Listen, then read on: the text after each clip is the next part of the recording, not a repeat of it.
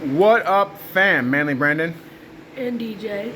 And today, after a pain in the ass of opening these things, we got some salted caramel wafer rolls. Now, usually you get these in their chocolate or vanilla, but these are a fall edition, so give it a little smell.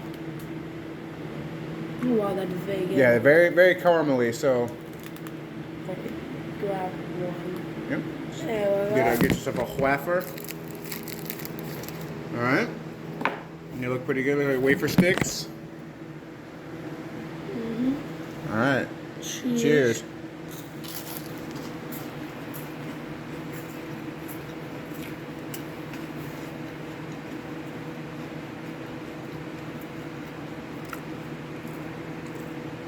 It's pretty good.